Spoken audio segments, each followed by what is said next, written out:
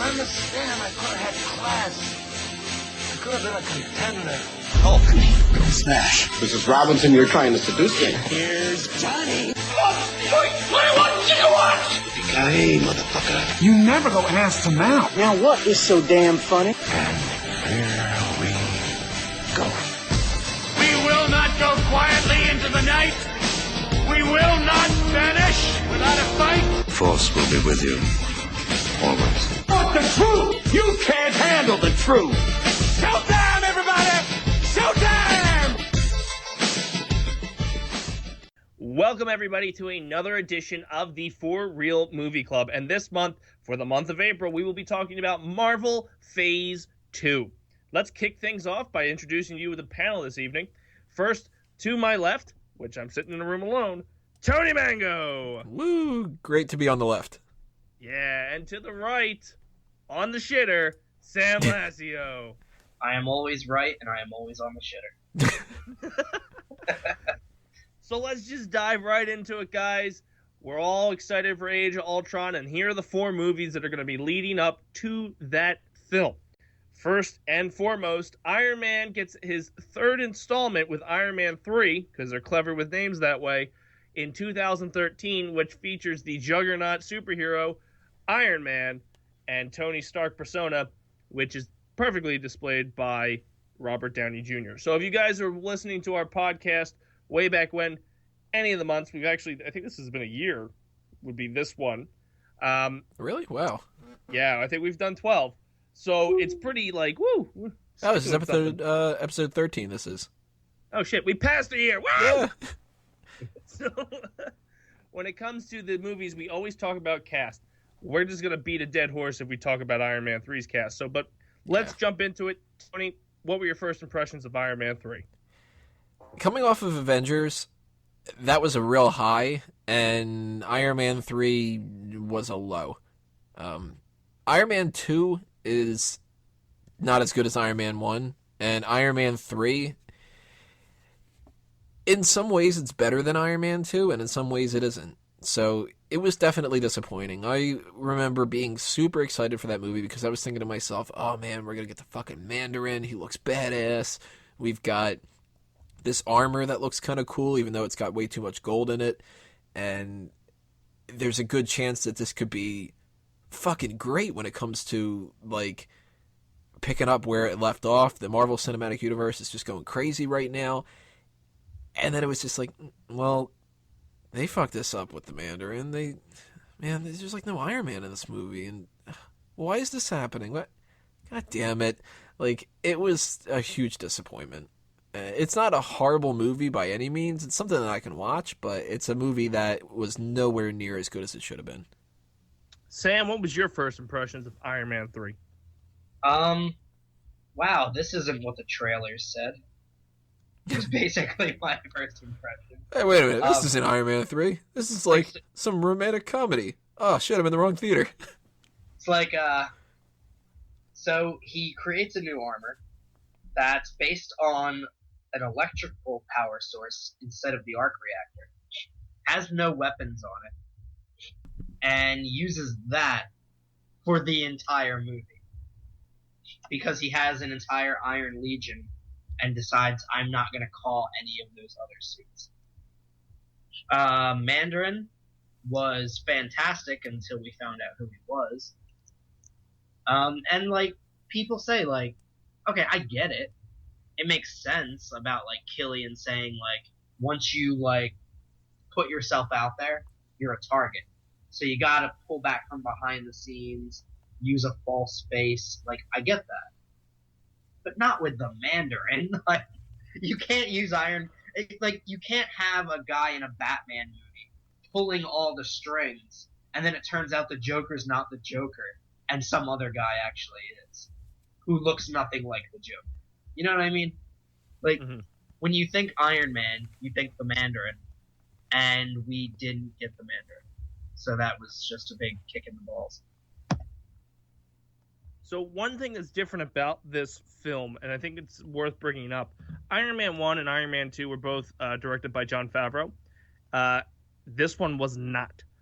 This one had Shane Black at the helm when it comes to this film. that obviously does a difference. Marvel has a terrible track record with their directors getting frustrated leaving, like, because their creative freedom is limited because there's a larger scope that sometimes these directors may not A, care about, or B, see. BC. When it comes to Shane Black, do you feel that him directing this is why it couldn't get off the ground and doing the screenplay, or do you think whoever they put in that seat, this would have been a flop no matter what? Well, not a flop, but just not as impressive as it could have been. Sam? I'm going to say it comes down to the script. I'm not going to say it was the director. I know the director's got this flavor for doing things during Christmas time.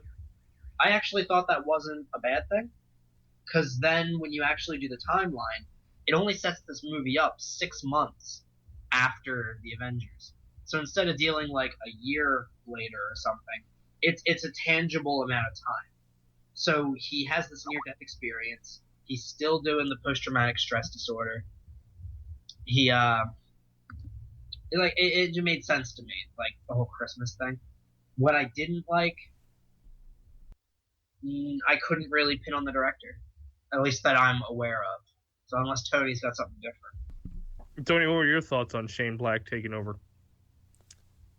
It's a little weird. Shane Black, I'll admit, they're probably on other podcasts too. Maybe not. I don't remember when I started doing the podcast in relation to the different viewpoints that I had, but there was a time period for years and years and years that I kept using Lethal Weapon as my go-to. This is a dumb action flick that has no heart and no soul, and it's like what idiots would like, because I hadn't actually seen it.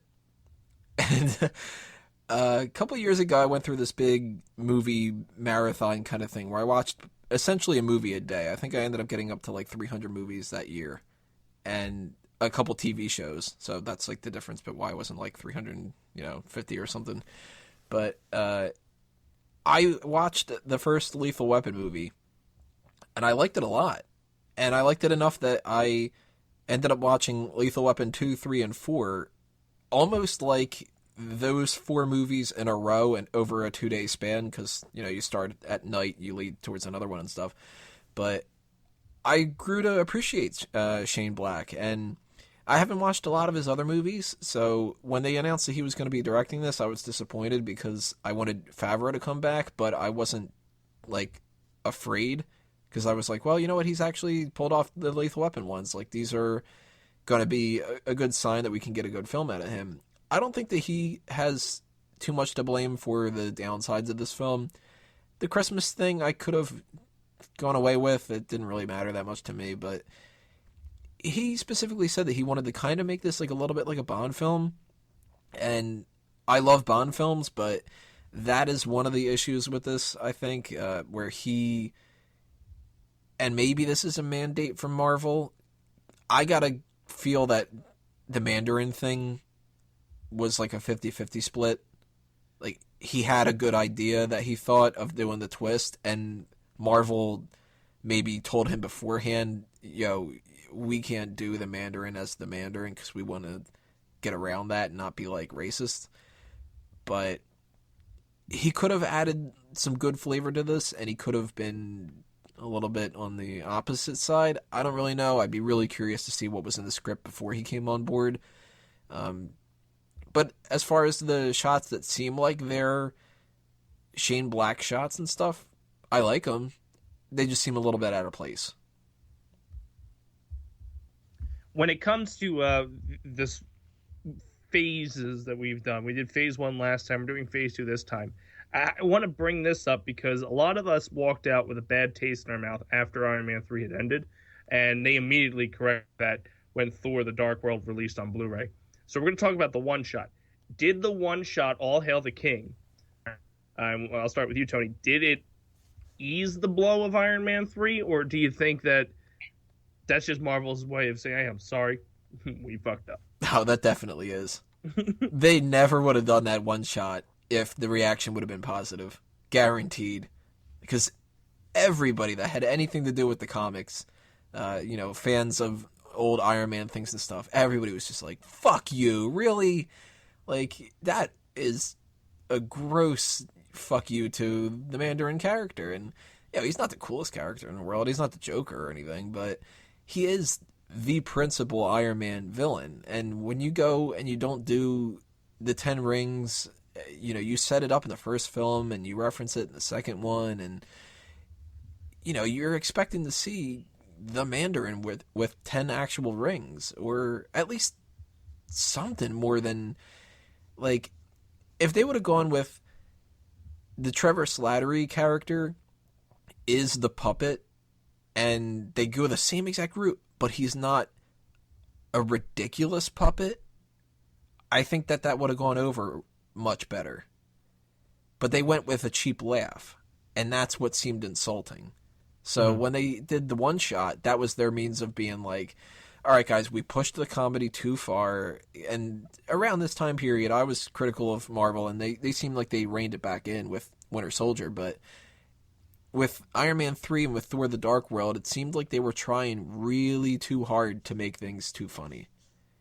And with the one shot, All Hail the King, that was just their means of apologizing to the crowd and being like, well, all right, we went for that extra laugh and we didn't need it, and we shit all over the comic thing, so we can't do Mandarin, but we're going to just let you guys do that on your own. You can make your own fantasies of it and stuff like that. So that helped it, but they shouldn't have had to do that to begin with. Sam, what were your thoughts on the Marvel one-shot? Basically the same as Tony. They said that they were planning this one-shot before the movie even came out. This wasn't like them being like, oh wow, they didn't like this, here, we'll retcon it. But I kind of believe it was. Just because they said it wasn't that doesn't make it true. I think they realized it. Fair enough. To give some of the facts before we roll on to the next part of our Iron Man 3 discussion, it was released May 3rd, 2013 here in the United States, May 1st in China, and for whatever reason, April 14th everywhere else because, you know, fuck America. We only came up with the character. The budget was $200 million. The box office hit $1.2 billion. The runtime's 130 minutes. And like I said, the country where they directed it is United States, and blah, blah, blah, blah, blah. Not much to say on Iron Man 3. Like you guys had said, it's the film that was immediately after Avengers, so the bar is at the roof. You got to try to jump something that's unjumpable. But Tony Stark was a character that really kicked this thing off, and when it comes to Tony Stark, he is the quick-witted, alcohol, lady stealing, you know, he's Ric Flair in the Marvel Universe for you wrestling fans out there.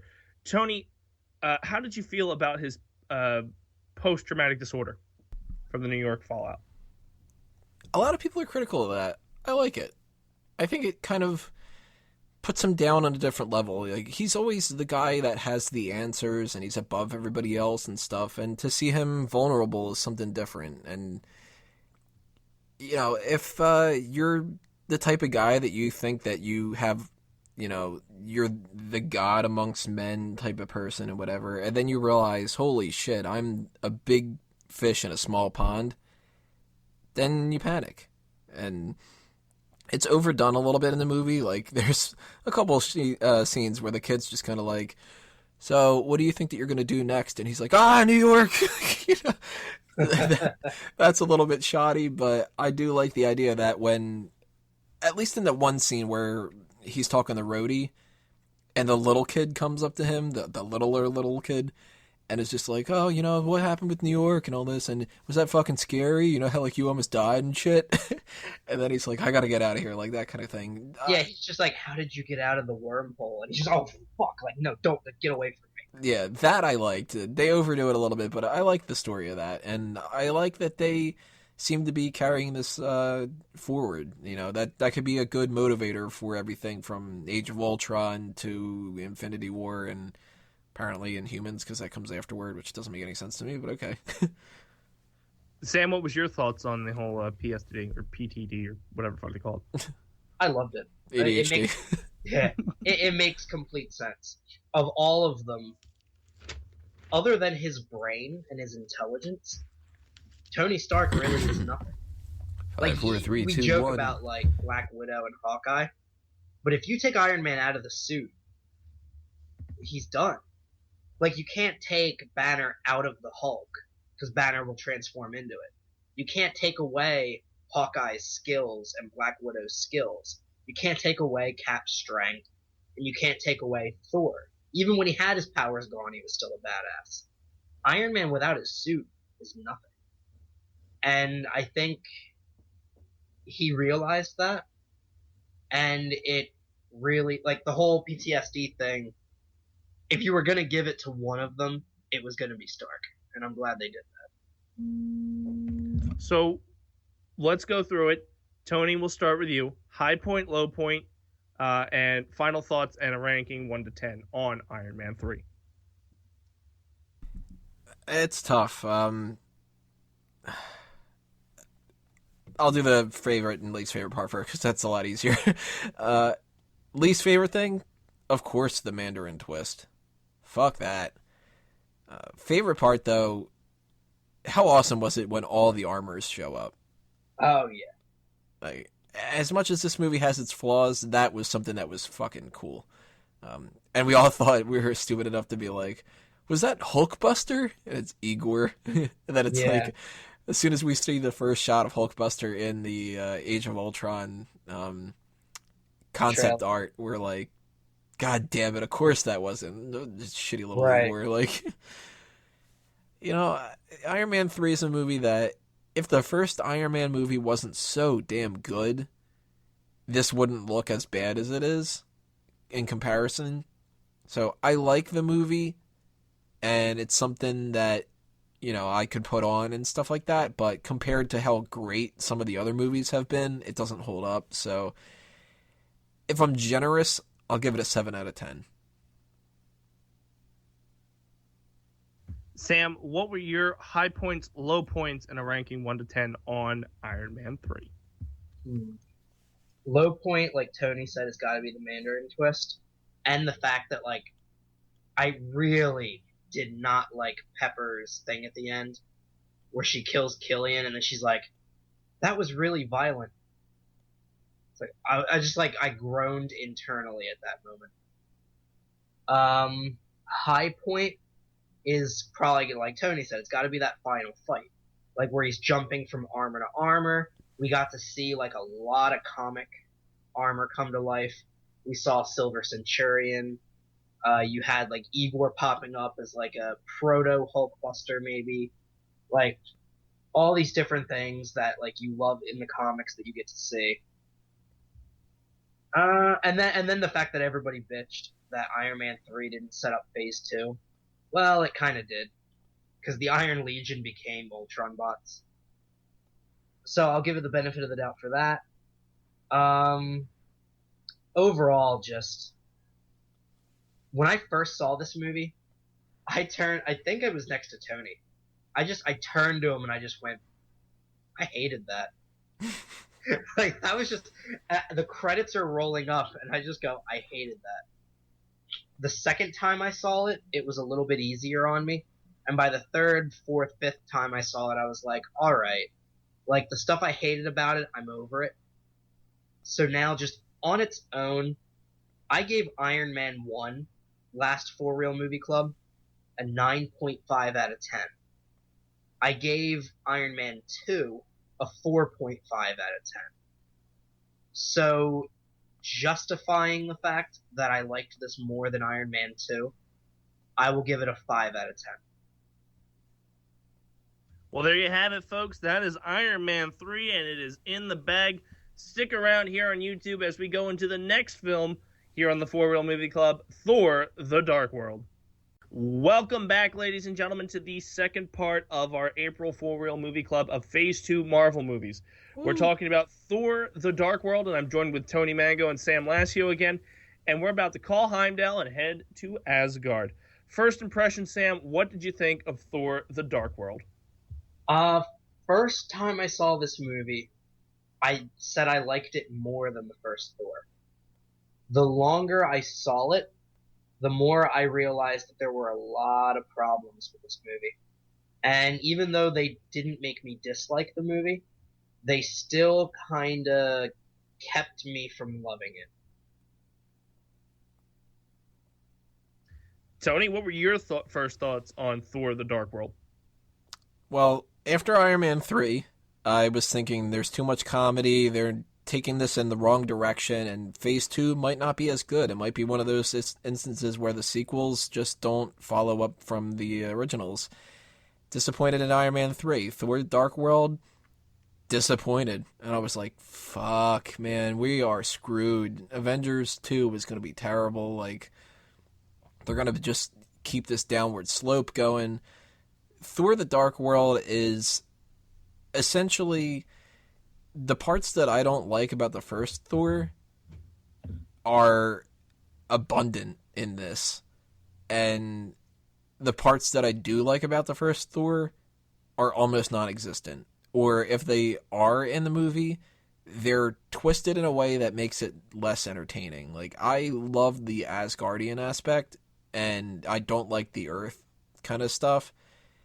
And what do you do in this movie? You add another character from Earth who is a klutz kind of a thing. And what do you do with Asgard? Well, you try to make it Star Wars. Now, I fucking love Star Wars, but there's something odd about,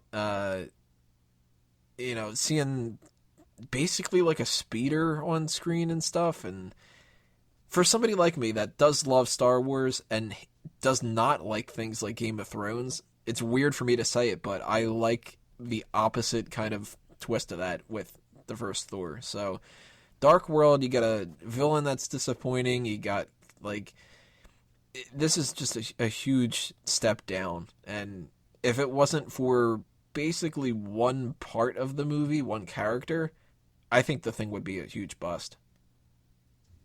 Now, you dipped into it a little bit and want to talk more about this movie. As something that didn't do too much in the first movie. In the first movie, we got a little glimpse of Asgard here and there, and only of one other realm.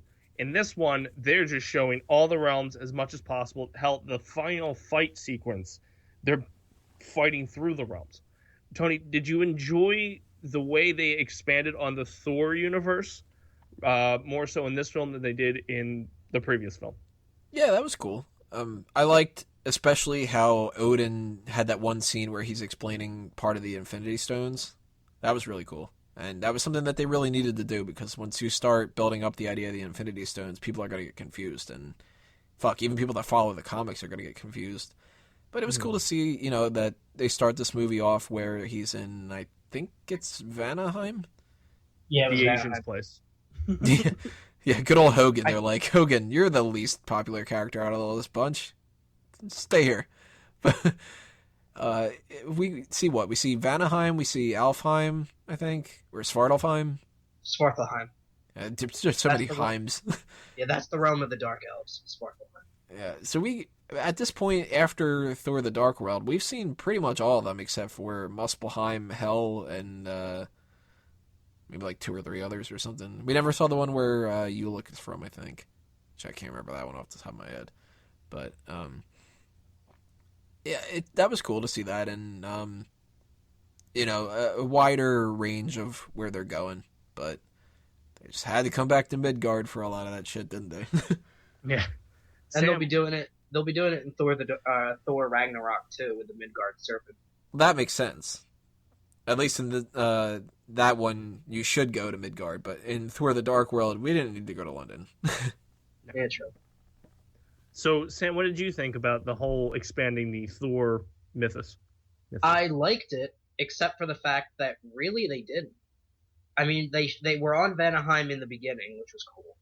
I liked the whole killed the rock monster, and he was just kind of like, well, now who wants to fuck with me?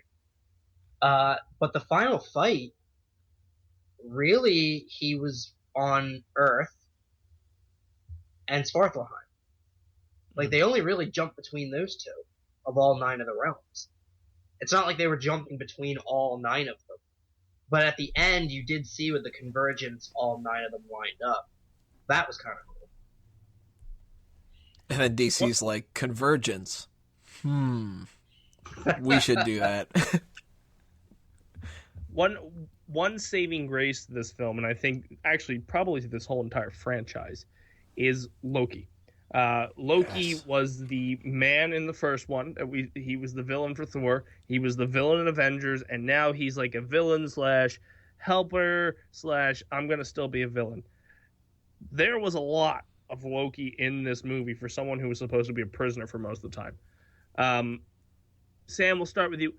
Do you think Loki saved this movie? And let's just say that they left Loki in the prison and didn't bring him in. This movie, would this been a bomb? I think it wouldn't have been a bomb, but I think he definitely helped the movie. Which is interesting because when I saw it in the trailers and in the previews on TV, I'm just like, God damn it. They're just going to find any reason to shoehorn this character into the movie. Like, because he was popular in the Avengers. So now it's just going to be like, hey guys, remember he was in the Avengers? Now he's in Thor the Dark World too. But he actually was useful. More useful than a lot of the characters were. So I actually did appreciate it, and I still appreciated that even though he was helpful, and the whole, like, did he, like, try to kill Thor, and then it turned out he didn't, and that was all part of the plan, he still was doing his goal of getting the throne. Like, throughout all that, faking his death and everything. They were true to the character, he was useful, and I did like the banter between him and Thor in that Dark Elf ship. That was kind of funny. It's like, Tony, well, you just... Go ahead. Oh, he cut me off. Like his grandfather's head. Tony, what were your thoughts on? Oh, great. And so glad that you were able to get that comment.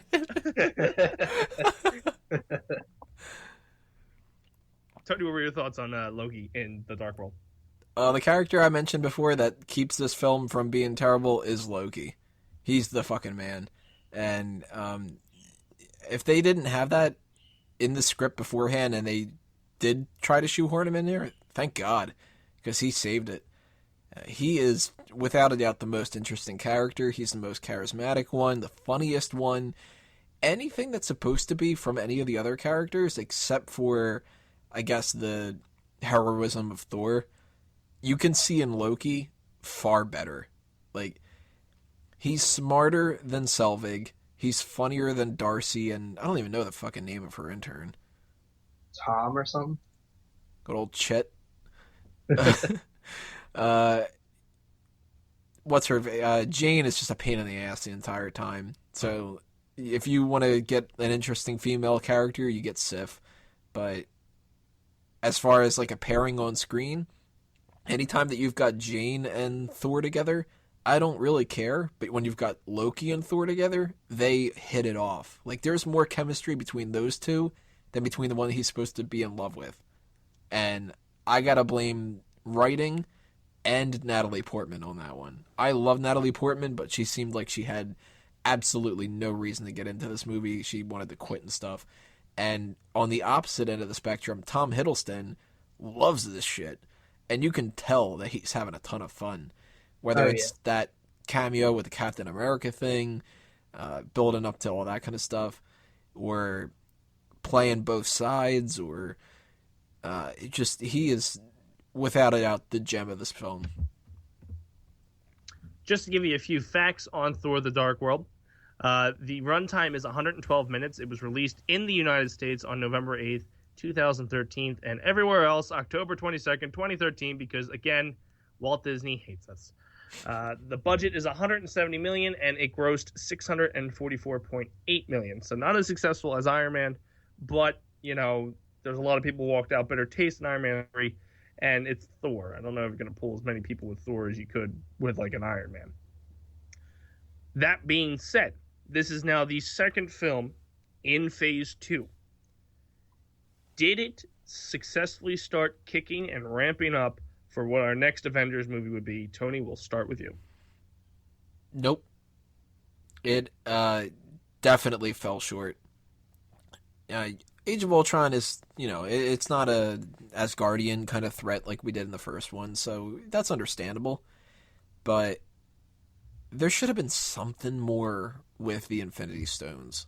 There should have been something with Thanos. There should have been maybe some kind of a reference to what the state of the Tesseract is. Like, they really kind of glossed over a lot of that. And really, they spent more time referencing the fact that the Avengers had happened than building up something toward the future all that much. The only thing that really you can say does set it up is the fact that the ether is in it, and that is one of the Infinity Stones, so of course it's not like they completely neglected it, but if you take out that one scene where Odin is explaining that the Infinity Stones are, this predates the universe kind of a thing, then you really have nothing to go by. You have another random MacGuffin and another blah villain, and that's about it. Like, they could have done a lot more. Sam, how do you feel that Thor fit into the whole realm of Phase 2? Did it kick off? Did it more so put over the Guardians was coming? What are your thoughts? I would say the analogy of, how like in cartoons when you strike the match and you like light up the gunpowder and like you see that trail until it blows up the barrel. Iron Man 3 was the first match that didn't work. Thor the Dark World is like the one that like, hey, I lit it. But you haven't actually like lit the gunpowder yet. Like, it was better than Iron Man 3. It finally started to kick off this sense of higher stakes than the first one. And even though I liked the movie, like I had problems with it, it could have been better, but I liked it. The threat, even though it was elevated, still didn't make sense to me in a new connected universe, where we're now in a post-Avengers universe, and Iron Man doesn't think to call anybody for help. Thor didn't think to call anybody for help. Like, and I know, like, they had that thing with Darcy, like, S.H.I.E.L.D's not answering. Call Iron Man! Like, why do you need S.H.I.E.L.D. to help you? Call one of the Avengers. Call the Avengers. Like, at least with Captain America the Winter Soldier, like, that entire movie took place in, like, 3 days. So there's too much shit going on for them to, like, get any help. This one, though, I feel like if the entire universe is going to be plunged into darkness, maybe Tony Stark gives a shit about that. Yeah, So, Iron Man 3 is a personal threat. Thor the Dark World is the universe. Like, right. And it was all on Thor and his friends to save it. So that would just be my grief with it. So, Sam, we're going to stick with you. High point, low point, and ranking 1 to 10 on Thor the Dark World. Low point would be any time I saw Jane on screen. That would just be the low point. The high point? Probably the final fight with Malekith. I did like that, in the fight in London. Final thoughts just being, I liked this one more than the first Thor. I liked it more than Iron Man 3, but there was too much of what could have been for me to love this movie. So if I'm going to rank the movie, I saved the list from the last 4 Real Movie Club. So I gave Thor a 7 out of 10. So I'm going to give Thor the Dark World a 7.5 out of 10. Tony. Did you hear my dog in the background? Oh, yeah. hey, fuck you, I like that movie. Sony, high point, low point, final thoughts, and ranking 1 to 10 on Thor the Dark World. High point, there's 2 high points to this film. One of them's a stupid one, and one of them's just amazing. The stupid one, this is like, it's pretty bad when you can say that this is a high point. When Thor puts Mjolnir on the fucking coat rack. Yeah. That's like, that's funny. That's like a high point in the middle of this crappy film. But the other high point, which is on a more serious kind of note and stuff, Loki's fake death. I liked how they did that. I liked how he, not only like that he faked his death, where that could be the reason why Thor is not looking for him and trying to track him back down and stuff like that, but I like how you got this like real sense of feeling that he's legitimately sorry when he is apologizing to Thor. Like, that's the best acted scene in the entire thing, where he's just, I'm sorry, and, like, I sacrificed myself for you because you still are my brother and stuff.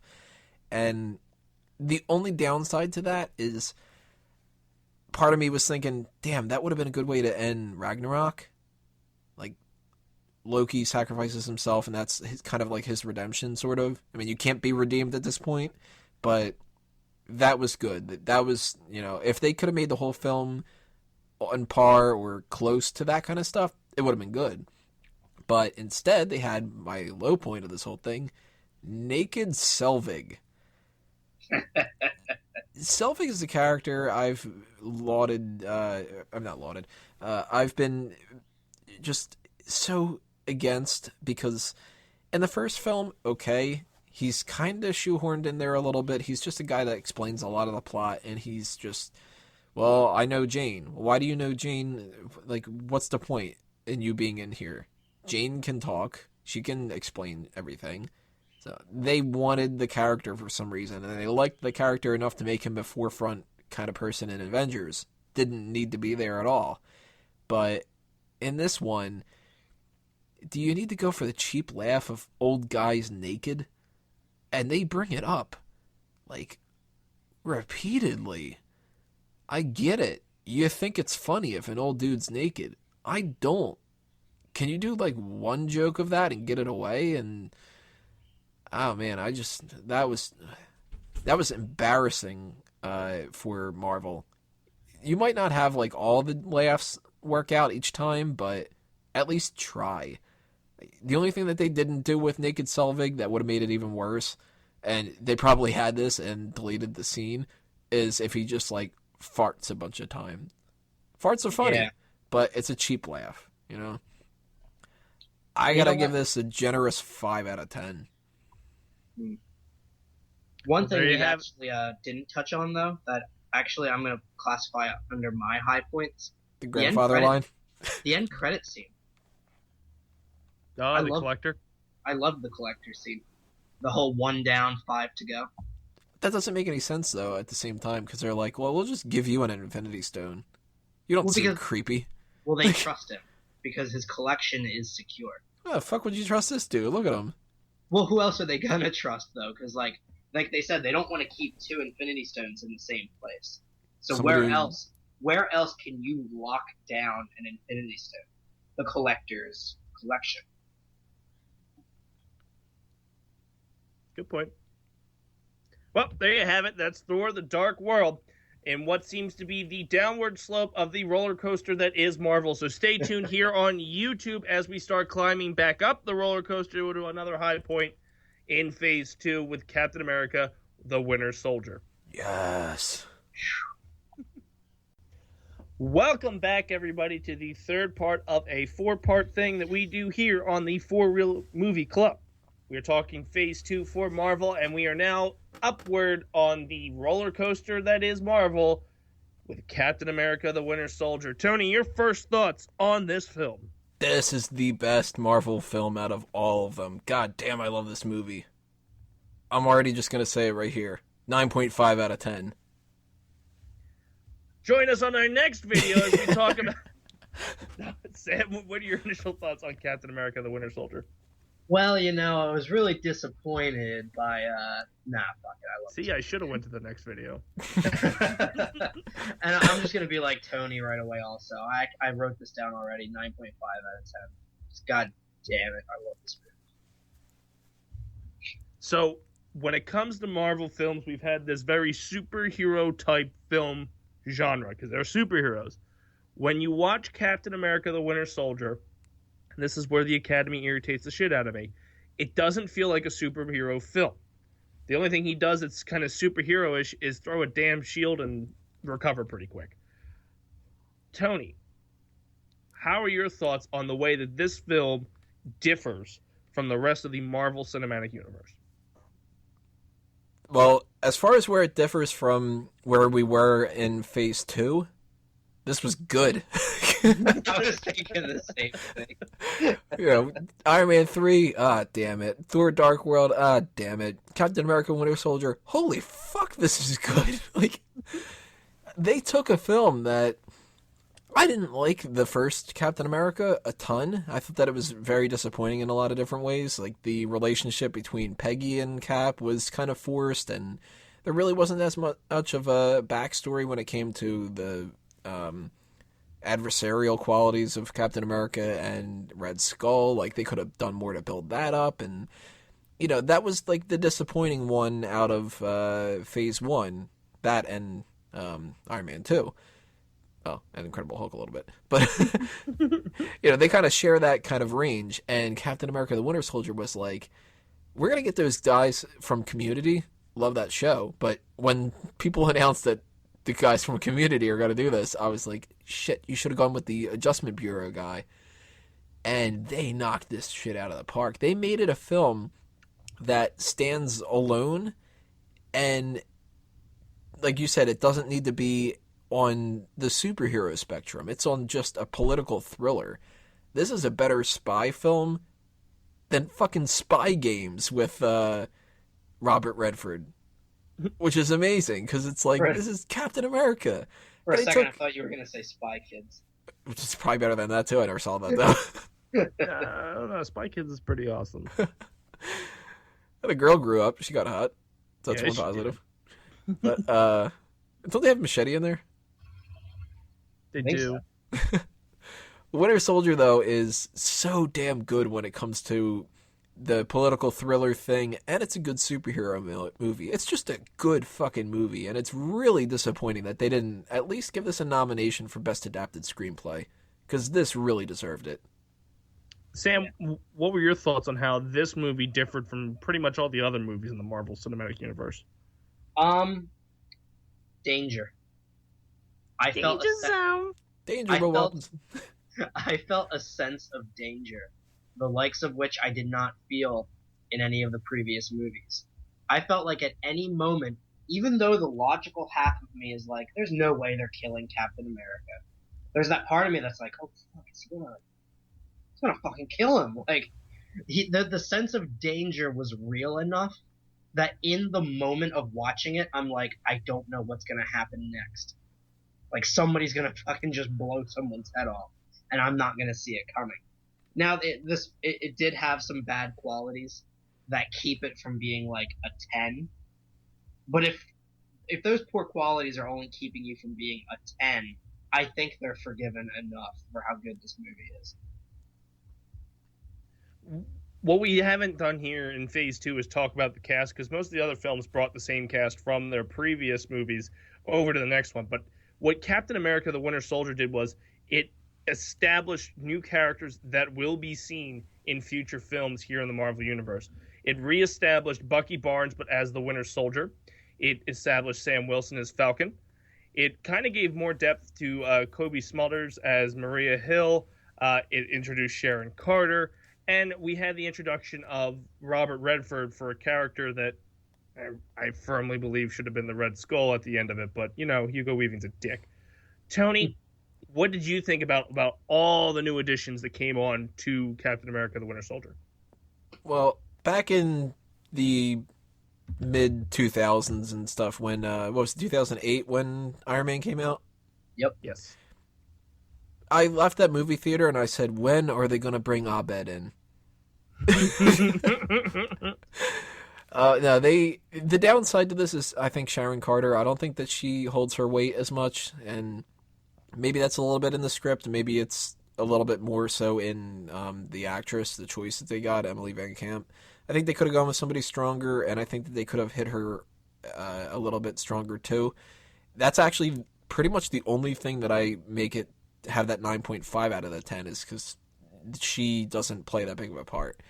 But Sam Wilson is great. Falcon is a dumb fucking character. I'm going to say that right now. Like, I don't care if he's got lineage for his race when it comes to, like, well, he's one of the most prominent black superheroes out there and stuff. That's great. You know, I'm perfectly fine with that. That's not the reason why the Falcon character is dumb in the comics. I don't care what it is. It's because he's the fucking Falcon. He talks to a falcon and he's got wings. I don't give a shit.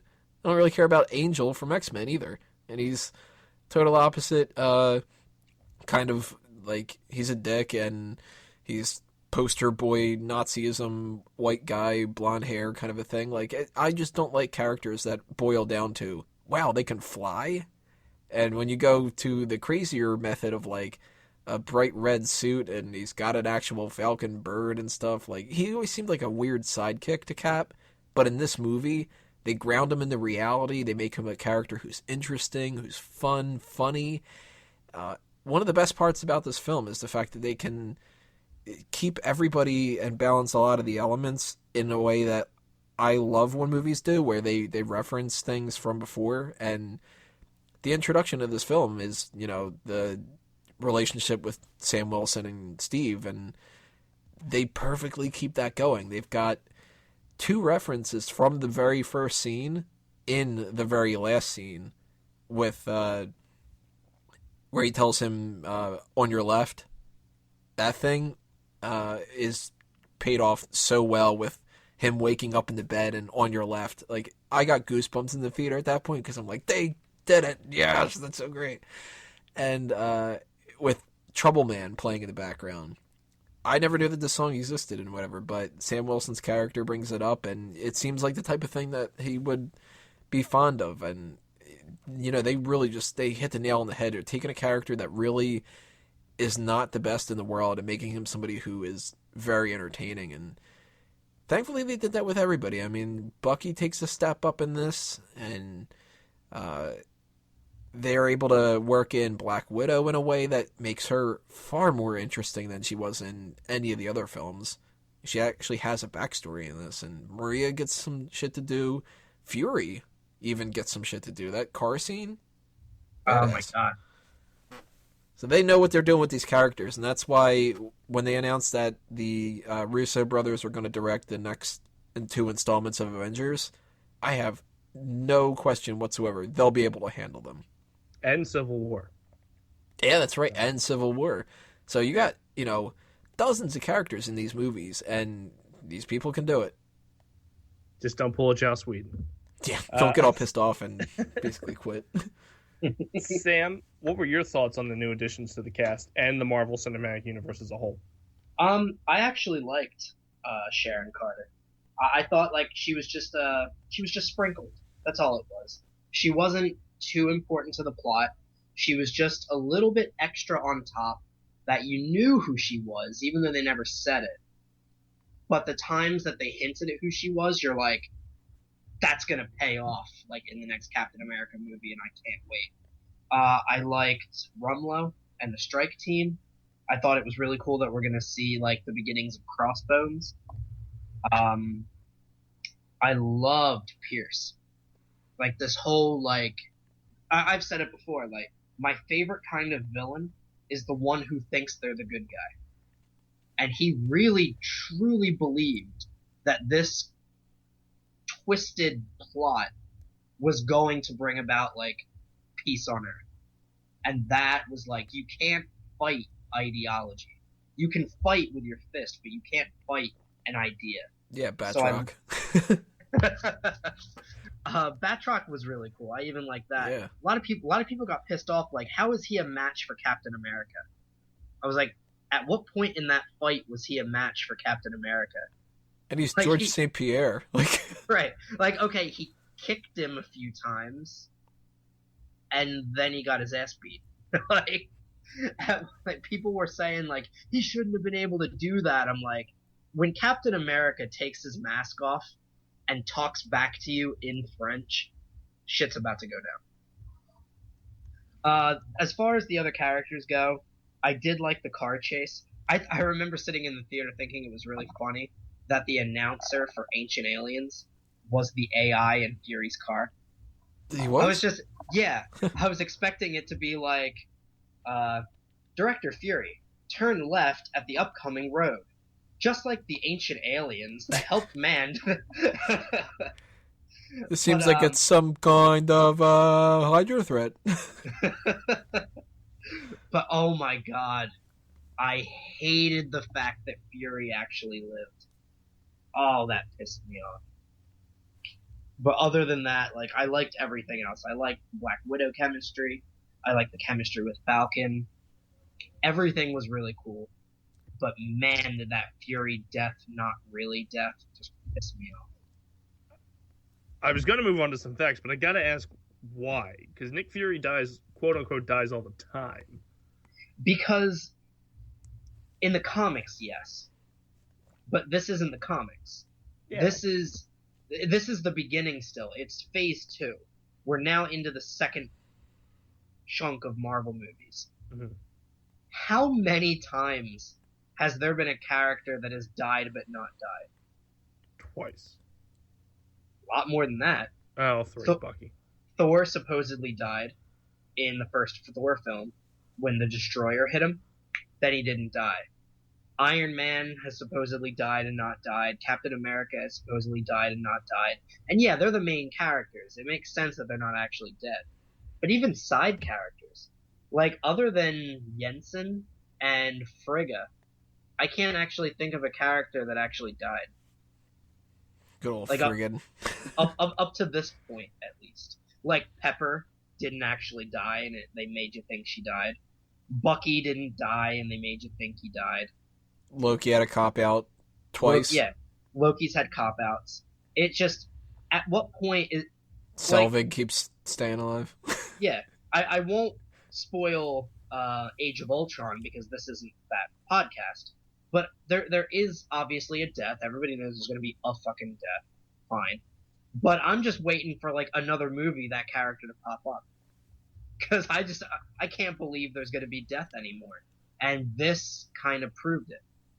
Like, now I can't believe if a character that's not an Avenger is in a life-threatening situation, there's going to be a part of me that's not buying it now. Man, you're going to be pissed when they kill Tony Stark. To give some facts about Captain America the Winter Soldier, it was released April 4th here in the States, a week earlier, because again, like I said in the past two movies, Walt Disney hates the people that made them. The budget was $170 million, and it did a lot better than Thor did when it got $714.8 million back. So, same budget, did better than Thor. Goes to show you make a good movie, you get good results. Absolutely. I guarantee you the Civil War is going to be... It could be a fucking flop, but it'll probably do great because the names are attached to it. With a runtime of 136 minutes. So, we've gone through the characters. We talked about the difference between this Marvel movie compared to every other Marvel movie out there. Pretty much, I need to know right now, Tony, high point, low point, sum it up, final thoughts, and you said 9.5, so there's no need to rank it. I love pretty much every single thing about this movie from top to bottom. I loved the addition of Peggy Carter in that one scene with the Alzheimer's, which was just amazing. I love the symbolism of Cap falling into the water at the end with the music that's playing. The music is even fucking great in this. It's just awesome. The opening action sequence is Captain America being a fucking badass. Entire thing is great, and I really can't think of a single thing bad about the movie that is in the movie. The only thing bad about it is the fact that it didn't get that Academy Award nomination. Sam, what were your high point, low point, and final thoughts on Captain America the Winter Soldier? High point, all of it. Like Tony said, like, this movie is practically flawless. I loved 95% of what I saw. And that's why I gave it a 9.5. Like, about 95% of the movie was amazing. Low point for me, this is being nitpicky. The low point is going to be the expositional monologue of the scientist, the German scientist. What was his name? Zola? Zola. That it was very expositional. That the only purpose of it was to basically talk to the audience. Well, he says he's stalling. Right. So that missile's coming, you know? Right. So, like, I forgive it. But if I have to pick a low, it would have to be there. But yeah. And I was a little disappointed because I really thought, because we already knew that it was going to be Age of Ultron was going to be the second Avengers movie at this point. I really thought Project Insight was Ultron when I first saw this. I thought it was going to be like his beginnings. And I just got to throw it out there that I really loved the Doctor Strange name drop. That was Oh, yeah, that was cool. Well, there you have. Go ahead. Oh, sorry. I was also going to say, because I've seen a lot of this happen online, that they're saying, like, oh, well, if he said Doctor Strange or Stephen Strange is a threat to Hydra, he already must be the Sorcerer Supreme. Like, he doesn't need to have an origin story in the Doctor Strange movie, but they're saying that that line is proof that he's already the Sorcerer Supreme. I just want to bring up to people that Jasper Sitwell says after that, a threat to Hydra, now or in the future. So he might not have been the Sorcerer Supreme at this point, but Project Insight knew that he'd be a threat down the line. Yeah, they read the comics. Well, there you have it. That's Captain America, the Winter Soldier here on the For Real Movie Club. The next and final film for Phase 2 is the highest grossing and the one that went out on a limb. See what I did there? It's kind of a nod to Tony and Groot. So stick around, click the next YouTube video as we roll into the Guardians of the Galaxy. Welcome back to the fourth and final part of the For Real Movie Club for the month of April as we talk Marvel Phase 2. So this is the movie where Marvel said, fuck it, we can do whatever the hell we want. Guardians of the Galaxy was the long stretch, and to be honest with you, from this perspective of the moderator here, had no interest in seeing, but came out going, oh my god, this is phenomenal. Wow. Sam, what was your initial thoughts on Guardians of the Galaxy? My initial thoughts were, wow, I fucking love Chris Pratt in this movie. I liked Parks and Recreation, so when I saw that he was going to be in it, I'm like, all right, so this is probably going to be a comedy. I see in the trailers, I'm like, all right, yeah, okay, this is going to be Marvel's first, like, comedy movie. Do you think you're going to like Jurassic Parks and Recreation? But it's... Yeah,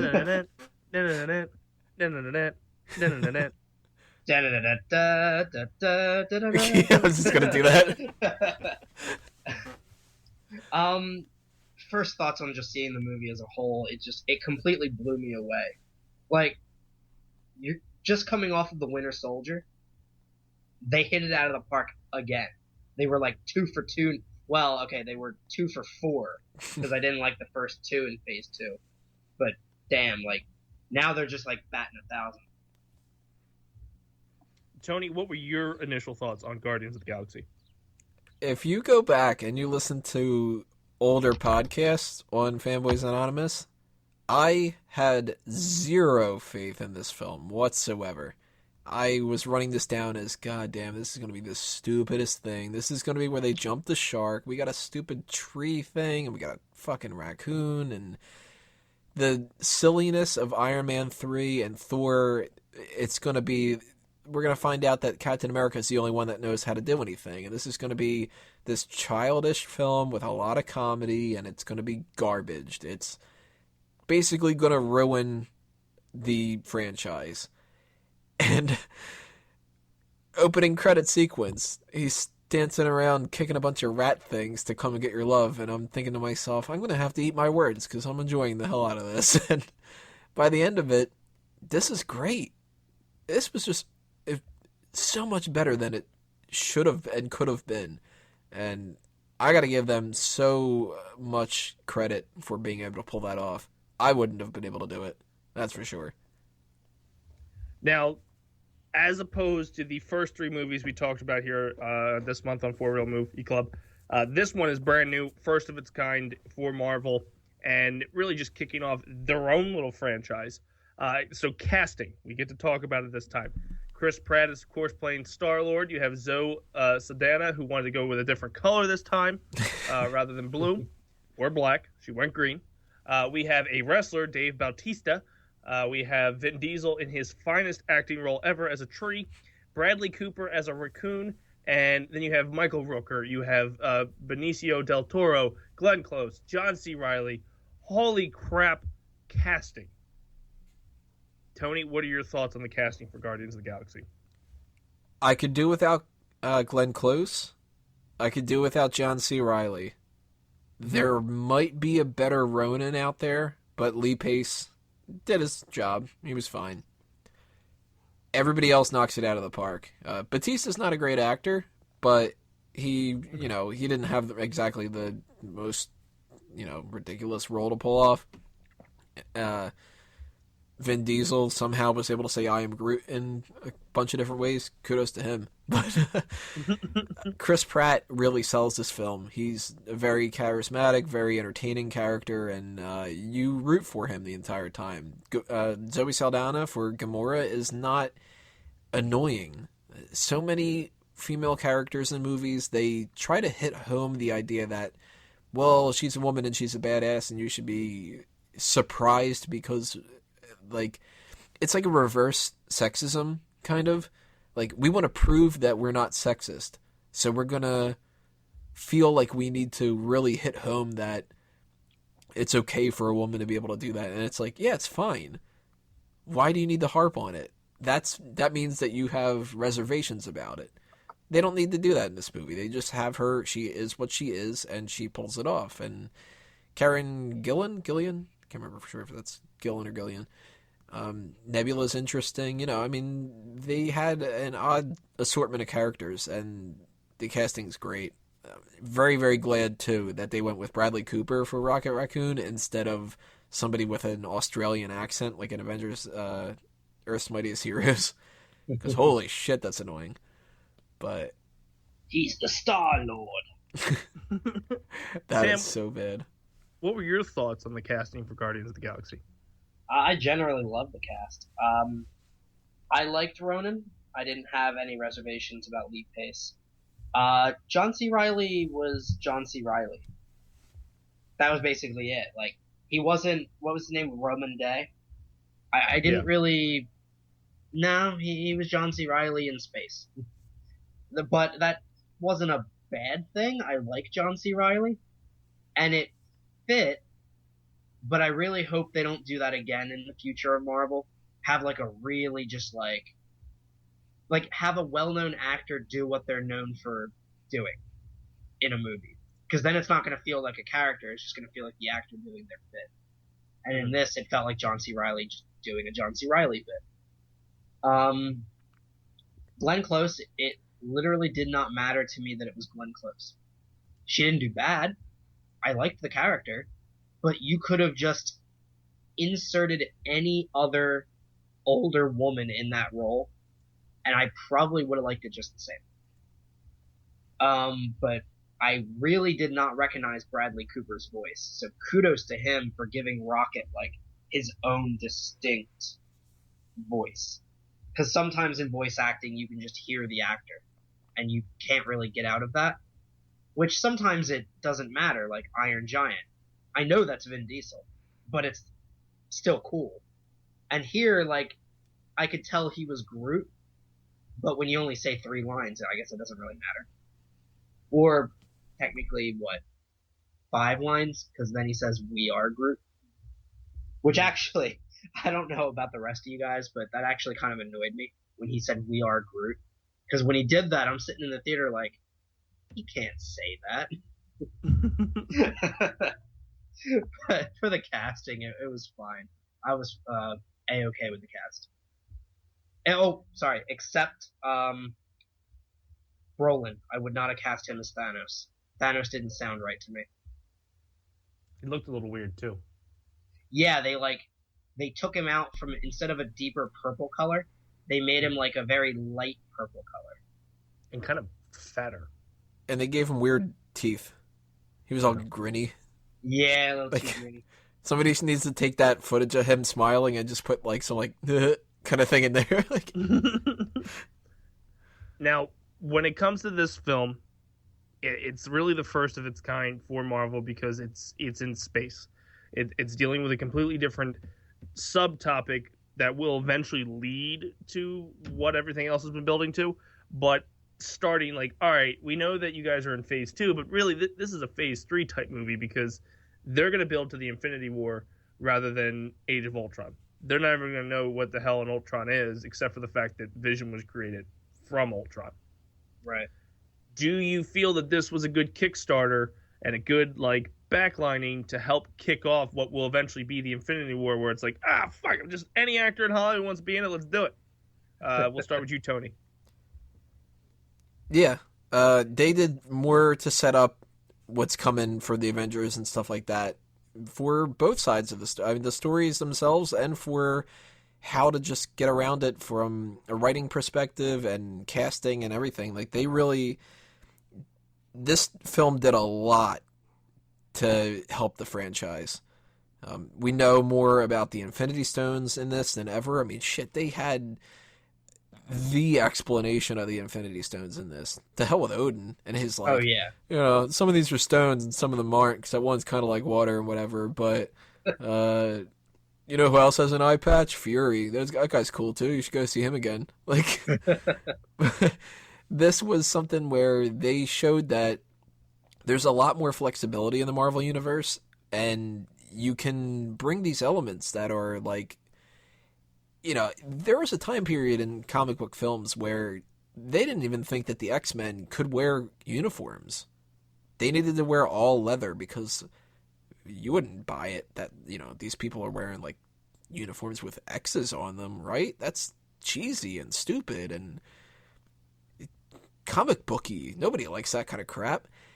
And this movie was like, yeah, we got Howard the Duck, we got fucking, you know, we're just gonna fly this spaceship into the head of a celestial. It's like, it's amazing. This showed that Marvel is able to take the series in the direction of the comic books, and that not only is it going to succeed, but it's going to be viewed in such a positive light that, like you mentioned about getting actors and stuff, Al Pacino is going to be in a fucking movie now. Like, that's crazy. Al Pacino looks at this movie and he goes, "Oh, they took the Rocket Raccoon. They took the tree. I don't know this shit." And it's like, kudos to you guys. You pulled that off. Amazing. It's going to be Guardian of the Galaxy 3 versus Scarface. Sam, what were your thoughts on this really kicking off Phase 3 and tying a lot of the loose ends that the other phases have done? I like that this is setting up Infinity War.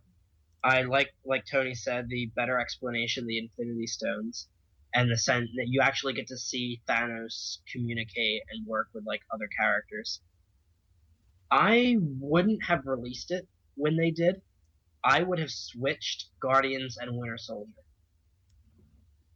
So I would have had Winter Soldier be the lead into Age of Ultron instead of Guardians, because then it almost felt disconnected. But that didn't take away from anything. It's just how I would have done it, but hey, I'm not the head at Marvel, and for probably good fucking reason. But I really hope all of these rumors aren't true. That the director, what's his name? James Gunn. James Gunn, yeah, is saying that the Guardians aren't really connected too much, and that we aren't gonna see the Guardians and the Avengers crossover. Well, tell James Gunn he's fired. Sorry. Basically, like, hey, you saw what happened to Joss Whedon. It can happen to you too. They gotta be showing up. I mean, they are connected. They're setting up everything. They've got the Infinity Stone. Right, like, Drax wants to kill Thanos, and Thanos is going to Earth. Peter Quill is from Earth. It's writing itself. I think he means more so that he doesn't have to follow, like, specifics. Like, when you look at the Winter Soldier and you look at Age of Ultron and Iron Man 3 and stuff, like, they tie in together so much more than Guardians does. Well, yeah, but, like, there's a difference between saying, hey, if Captain America starts doing heroin, that doesn't matter for our universe. But then to say that the Guardians and the Avengers are not going to cross over, nah, like, get that man out of the director's chair. I don't like this. To give you some facts about the Guardians of the Galaxy, it was released here in the United States August 1st, 2014, which not even a year ago, with a runtime of 122 minutes. The budget was $195.9 million. It raked in $774.2 million in the box office, and it has overall the appeal just has grabbed the kids and ran with it. These really no-named superheroes took off. So with that being said, Tony, we'll start with you. Final thoughts, high point, low point, and ranking 1 to 10. Very, very impressed with how they pulled this movie off. So much better than I expected it to be. And thankfully, too, because they needed it. After the beginning of Phase 2, those two movies just weren't doing it. Captain America, Winter Soldier breathed brand new life into everything, and Guardians took that momentum and they just kept it going. Least favorite scene, probably Josh Brolin's delivery for his lines as Thanos. That was disappointing. He could have been a lot better. Brolin's gonna be better, but they didn't really pull it off there. Maybe the broker, too. He was a little over the top. But favorite part, they've got Celestials in this. That's awesome. Like, I never would have thought, back in Incredible Hulk, Iron Man, it was crazy enough in my mind that we were getting the Cosmic Cube in Captain America. But it's one thing to introduce the Cosmic Cube and to bring the Tesseract in and then to make that about Infinity Stones, but then to bring in, at the same time, confirmation that we've got Eternity, Entropy, Infinity, Death, the Celestials, the fucking Howard the Duck. Like, they went crazy here. And Celestials, out of all of them, stood out to me as, like, you're showing the giant robotic Celestials blowing up a fucking planet. That floored me. I'm giving this an 8 out of 10. Very, very impressed.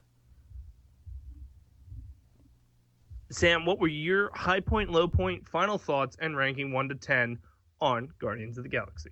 High point, it's really hard to say. I joked with Winter Soldier that it was the whole movie.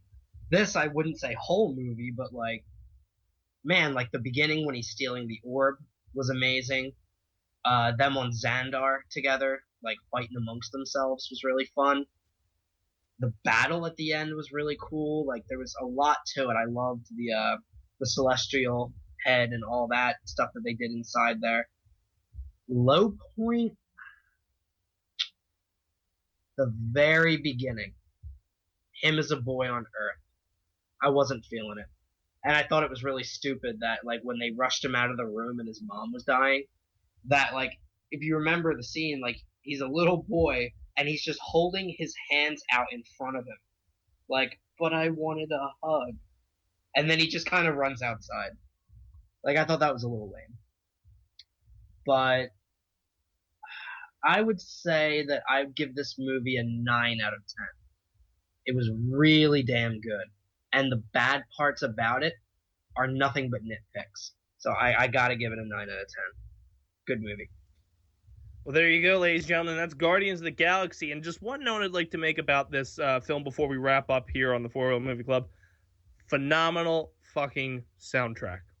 Oh my god, yes. Oh, dude. I don't even like old songs for the most part. It really needs to be something really catchy for me to get into it.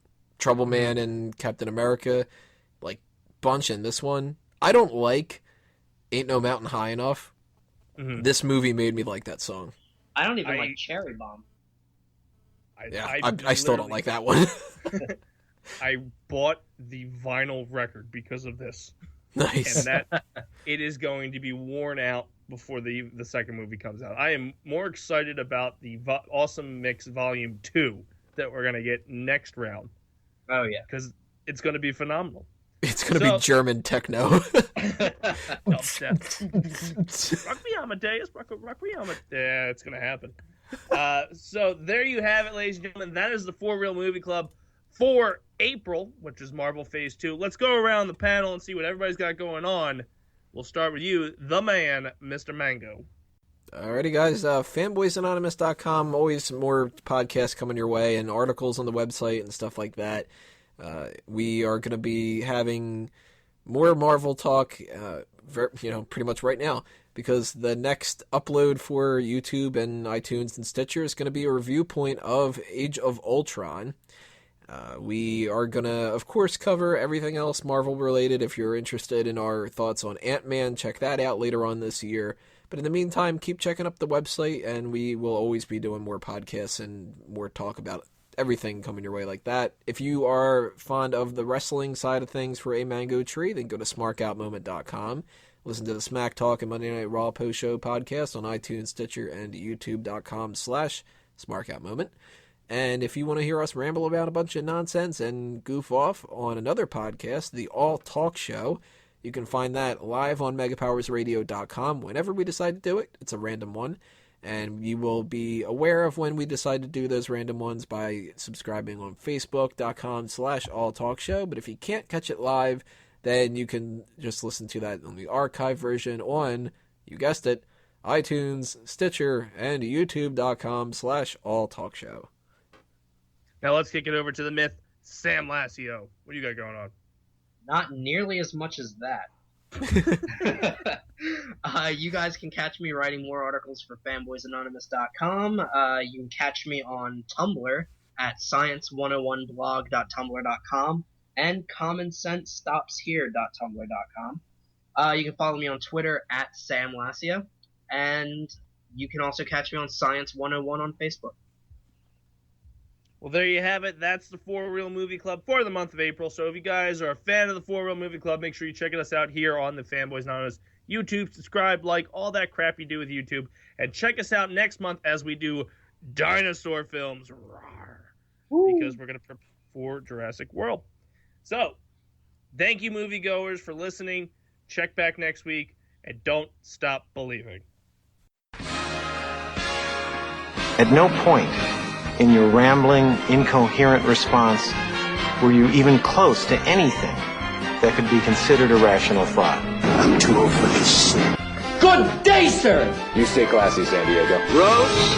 Well, we're going, we don't need roads. Frankly, my dear, I don't give a damn. I'm finished. That'll do, Pete. That'll do. Hasta la vista, baby. Hey, everybody! We're all gonna get late! You're still here? It's over.